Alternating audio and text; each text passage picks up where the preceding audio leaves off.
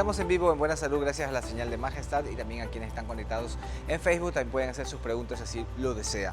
Pues ya está en nuestro ser nuestra querida Coraima Guachamín, ella es neuropsicóloga, viene de Psicoeduca. El tema que hablaremos hoy es sobre los riesgos de iniciar un tratamiento psicológico sin diagnóstico. Ese es el tema que vamos a hablar, vamos a ver de qué se trata. Bienvenida, gracias por estar con nosotros. Muchas gracias por la invitación, para mí es un gusto estar aquí teniendo información que sé que para el público televidente es muy importante.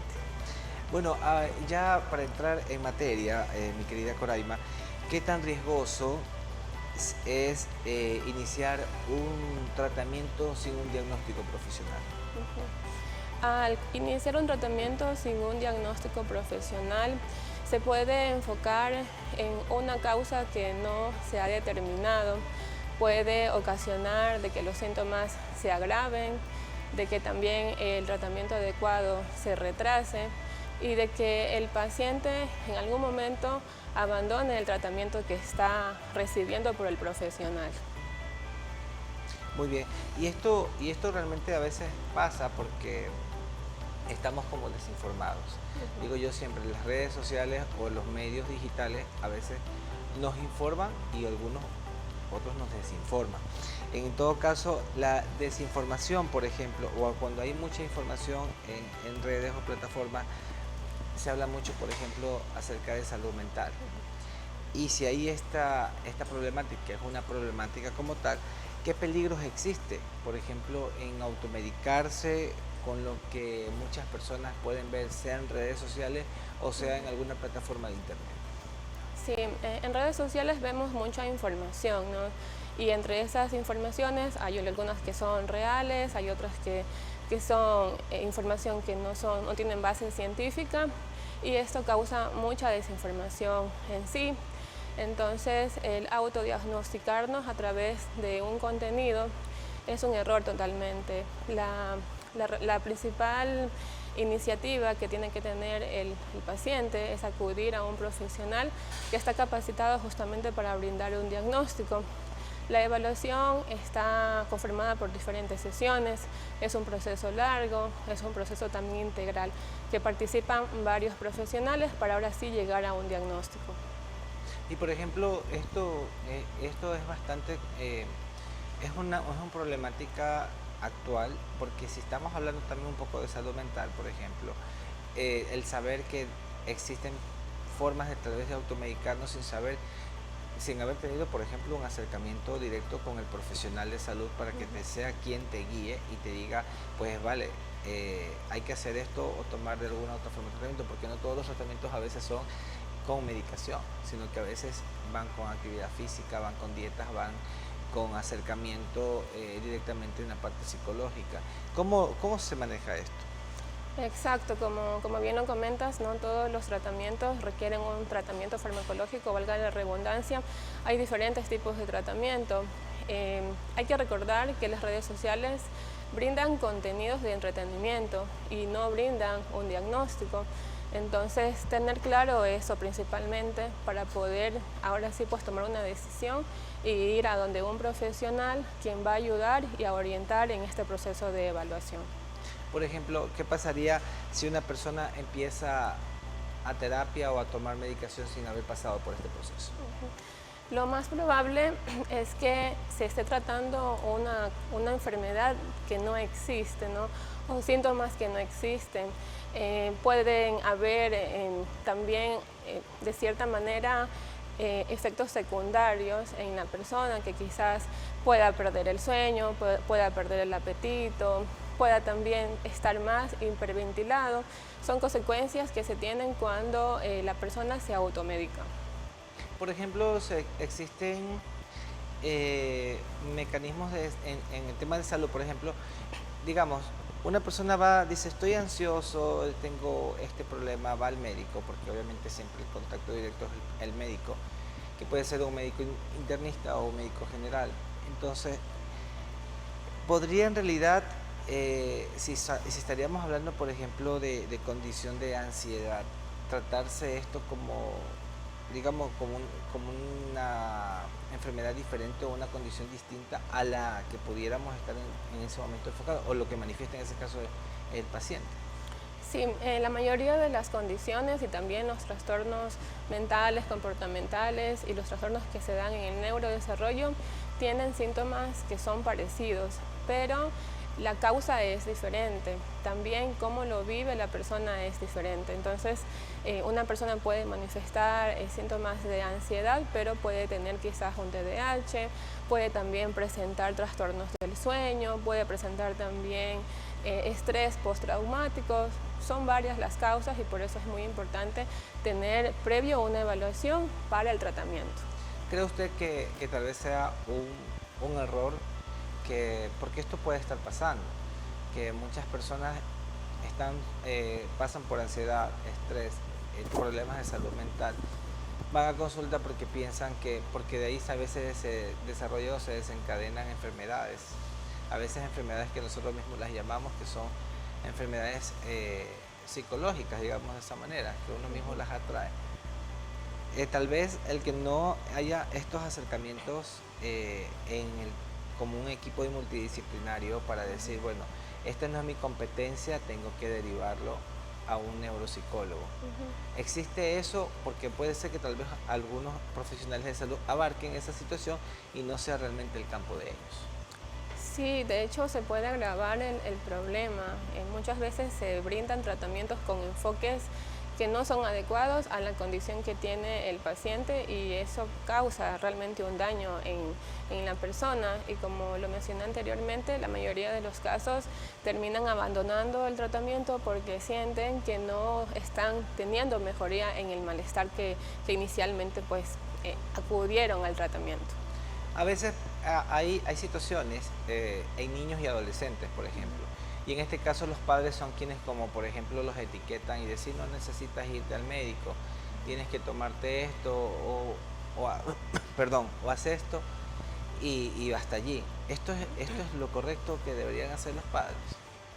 Suele muy seguido que los padres atribuyan ciertas características a los hijos y también los etiqueten o los comparen con otros niños y realmente el daño que causan en sus hijos es principalmente la autoestima, es también la autoconcepción que tiene el niño de sí mismo. Adicional, le causa estrés porque el niño se cuestiona constantemente si lo que está haciendo está bien, si está mal, entonces eso trae consigo un rendimiento académico bajo, también trae consigo problemas de conducta que más adelante los padres también se cuestionan qué está sucediendo con mi hijo y en sí el niño va a manifestar varios comportamientos que nos ameritan la etiqueta que atribuye el padre o la madre.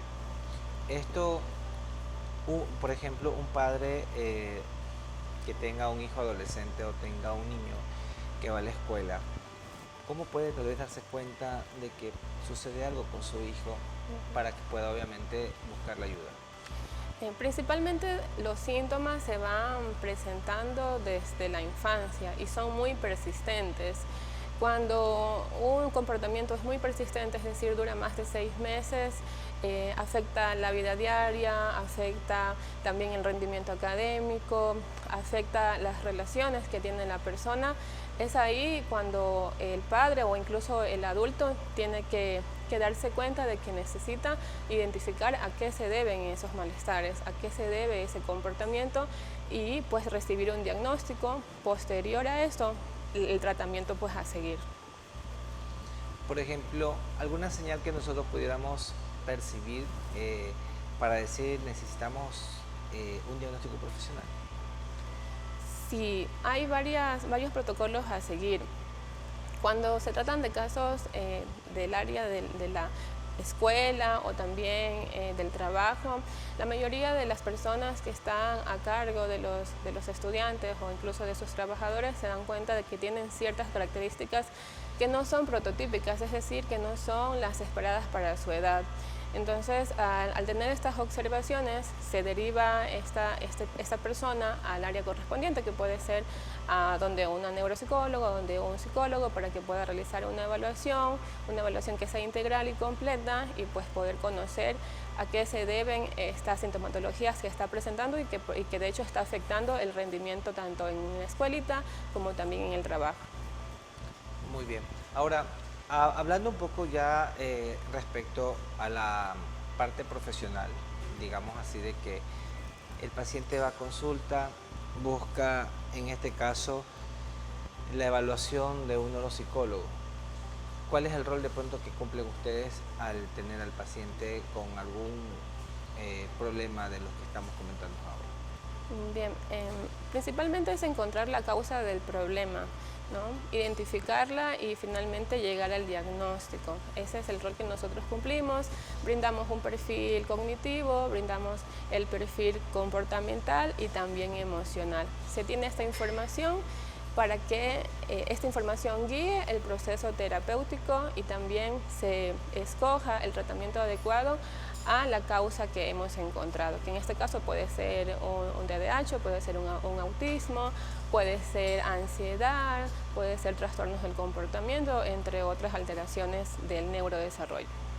¿Un tratamiento incorrecto pudiera empeorar la situación? Sí puede tener estas consecuencias. Realmente existen muchos casos en los que se ha evidenciado que al recibir un tratamiento inadecuado puede empeorar los síntomas, incluso puede también ocasionar una alteración adicional a la que precisamente está presentando la persona. Por ejemplo, la diferencia entre un concepto general a una orientación clínica, ¿cuál sería? Bueno, la orientación clínica en sí es un poco más exhaustiva, está a cargo de profesionales, como por ejemplo un psicólogo clínico, ¿no? que está a cargo de poder evaluar ciertas sintomatologías que parten de la historia clínica de la persona. Ahora, cuando hablamos de algo general, está involucrado los factores tanto de la vida cotidiana de la persona, tanto del contexto familiar en el que vive. Esa sería la diferencia. Muy bien. Ahora, ¿por qué el diagnóstico no debería verse como una etiqueta, sino más bien como una guía? Porque el diagnóstico no define a la persona. El diagnóstico es el camino para poder potenciar las habilidades y destrezas de una persona que padece, bien sea TDAH, autismo, ansiedad, depresión. Para una evaluación neurológica o neuropsicológica, ¿qué exámenes de pronto o estudios debería realizarse una persona para saber en qué estadio está y por ende tomar un tratamiento? Va a depender mucho del motivo de consulta, ¿no? Por ejemplo, si llega algún paciente con el motivo de consulta de que tiene un bajo rendimiento, pues se realiza una evaluación enfocada en evaluar las capacidades cognitivas de la persona, que puede ser la comprensión verbal, el razonamiento, que puede ser también la atención, la memoria, así como también puede llegar otra persona con motivos de consulta, con malestares emocionales, y esto pues estaría a cargo de un psicólogo clínico que estaría pues preparando las pruebas específicas para el caso. Cuando las personas toman tratamiento, a veces optan por suspenderlo, optan a veces por cambiarlo porque dicen, ay, que como que no me resulta bien. Esto frena tal vez el tratamiento o puede, al hacer esta pausa, puede tal vez empeorarlo. Sí, en algunos casos suele empeorar, en otros casos no. A veces también hay efectos rebotes, la persona presenta síntomas contrarios a lo que se esperaría del tratamiento farmacológico. Es importante que el paciente informe al médico, al psicólogo, que en este caso quien suministra la medicación es el psiquiatra, en el caso de los trastornos mentales y comportamentales también, y comentarles, ¿no?, la molestia que está presentando, quizás los efectos secundarios que está causando el medicamento, para poderlo suspender. Es importante no atribuirse la toma de decisión de suspender la medicación. Sí, y esto también, por ejemplo, conlleva mucho que, por ejemplo, hay personas que sienten que están mal, sienten que necesitan buscar ayuda, pero a veces tienen miedo a acudir a algún especialista o buscar esta ayuda. En el caso profesional de consulta, digo yo que esto puede ser su día a día, ¿qué le diría usted al paciente si está con estos sentimientos? Sí, es importante que se realicen una pregunta. ¿Qué prefieren, vivir con el miedo toda la vida o resolver este miedo en cuestión de horas o días también? Porque hay que considerar que el proceso de evaluación lleva un proceso como tal. En mi caso, yo realizo evaluaciones psicopedagógicas y el número de sesiones que me tomo son 6. Adicional a esto, cuando recibe el paciente el diagnóstico, yo brindo una psicoeducación para que el paciente sepa cómo está caracterizado su condición. Y adicional, hago partícipe a otros profesionales para que la evaluación sea totalmente integral y completa. Por ejemplo, en la práctica clínica, ¿pueden existir errores a nivel profesional? Sí, sí, suele suceder de que quizás pues el profesional que atienda el caso inicial no sea el correspondiente, no tenga la formación tampoco y eso también pues haga que el paciente no reciba un diagnóstico correcto y que también no sea derivado al tratamiento que pues debe de recibir. ¿Usted cree que tener un diagnóstico temprano influye mucho, por ejemplo, a una pronta recuperación o un pronto tratamiento que tenga una respuesta efectiva para el momento de que ya las personas digan, bueno, vale, estoy bien? Sí, entre antes se identifique la causa del malestar que está presentando la persona, que pueden ser varios, es mucho mejor, porque así la persona va a recibir un tratamiento previo, va también a aprender estrategias, va también a aprender técnicas para, por ejemplo, autorregularse, para también poder manejar ciertas situaciones de la vida cotidiana que le generan estrés o que también le sobreexigen, porque, por ejemplo, en los casos de los niños con TDAH, por lo general, en un contexto educativo, los docentes y la escuela en sí tienen reglas que deben de cumplir. Entonces, estos niños con esta condición, pedirles que se queden sentados, pedirles que presten atención, es una indicación que para ellos es una exigencia realmente, porque su cerebro funciona como que si estuvieran pisando el acelerador todo el tiempo. Entonces, eso es lo que puedo comentar respecto a esto. ¿Un tratamiento mal indicado puede traer consecuencias? Sí, por supuesto, puede traer consecuencias, de hecho puede haber una falsa identificación de la condición, la persona puede comenzar a vivir creyendo que tiene cierta condición y por ende la mayoría de sus actividades la vive de esa manera, los familiares también comienzan a tratarlo como tal, los docentes también, en el trabajo también, entonces claro, por supuesto que pueden haber ese tipo de consecuencias. ¿Cree usted que tal vez existen?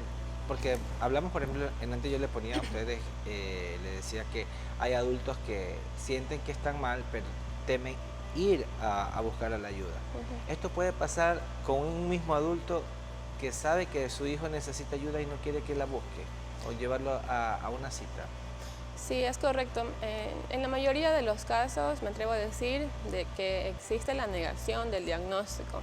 La mayoría de los padres que tienen niños con condiciones como por ejemplo autismo suelen estar constantemente en una búsqueda de profesionales que les diga lo que ellos quieren escuchar. Y eso de alguna manera es una negación a la realidad de su hijo y a la realidad también del diagnóstico que presenta. Y también a lo que se les viene pues más adelante, porque sabemos que el tener esta condición implica varios cambios que hacer. Y esto es muy importante lo que usted acaba de comentarnos, porque es verdad, a veces por buscar múltiples criterios médicos, criterios de profesionales, y querer encontrar esas respuestas que tal vez quisiéramos escuchar, hace que tal vez estos tratamientos se retrasen un poco Ujú. y por ende cuando ya van a buscar realmente el tratamiento, pues esta se complica un poquito porque obviamente han dejado pasar mucho tiempo, porque a veces no sabía. Hace tiempo yo escuchaba el caso de un paciente que me decía, pensaban que su hijito no escuchaba, Ujú. ya pese que le habían hecho estudios y todo eso, pero ha sido que el niño tenía autismo. Ujú. Por eso era el que tenía un poquito de déficit de atención, decía, y le habían diagnosticado esto a su bebé.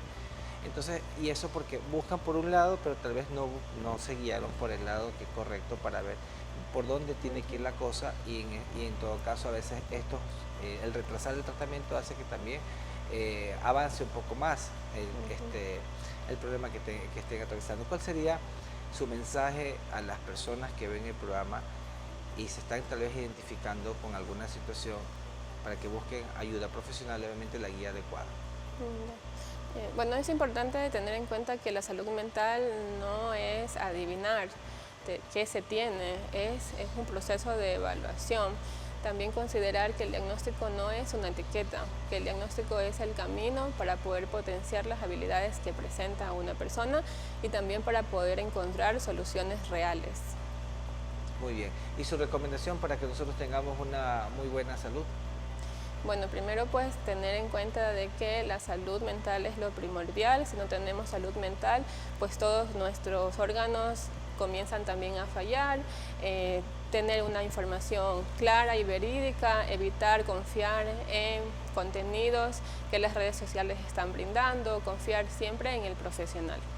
Así que debemos tomar muy en cuenta todos estos criterios que nos ha dado nuestra querida Coraima, porque no solamente es bueno dejarnos guiar tal vez por personas que tal vez no tienen el conocimiento, tienen la buena voluntad, eso siempre hay que ponerle punto a favor a las personas que tienen muy buena voluntad tal vez de guiarle, pero a veces es importante apoyarse en el profesional, apoyarse en los ejemplos o el criterio, en este caso del médico o el profesional que esté llevando el caso para poder que esto tenga un avance correcto y obviamente el mejor tratamiento. Mi querida Coraima, ha sido un gusto tenerla con nosotros en nuestro programa y que nos haya despejado de todas estas dudas, pero algunos se preguntarán dónde está su consulta, en qué horario la puede atender, si en alguna red social le pueden contactar, pues nos puede comentar. Estamos ubicados frente a la Judicatura, calle Los Claveles. También nos pueden encontrar en nuestras redes sociales como @psicoeducaecuador.com, también en nuestra página web www.psicoeducaecuador.com. Nuestros números de contacto son 098 28 36 46 025. Así que ya saben que Psicoeduca en Santo Domingo, pueden ustedes contactarlos. También en nuestras redes sociales van a encontrar ahí los contactos para que ustedes puedan guiarse y pues por ende pues tener el mejor resultado gracias a la guía del profesional. Muchas gracias por estar con nosotros. Muchas gracias a ti por la invitación. Para mí siempre va a ser un gusto estar aquí. Gracias. Y ya saben que ustedes nos pueden encontrar en todas las redes sociales como @buenasaludS en Instagram y TV Buena Salud en YouTube. Nuestra frase de hoy decía, un tratamiento sin diagnóstico es como caminar a ciegas. Puede avanzar, pero también puedes caer. Así que tomemos muy en cuenta lo que hablamos el día de hoy y pues busquemos a los profesionales siempre que nos den su mejor guía. Y usted también nos puede seguir en las redes de Majestad TV, ahí nos puede encontrar en Facebook, en X y también en YouTube. Yo los dejo acompañados con una mejor sintonía, sigan con Majestad.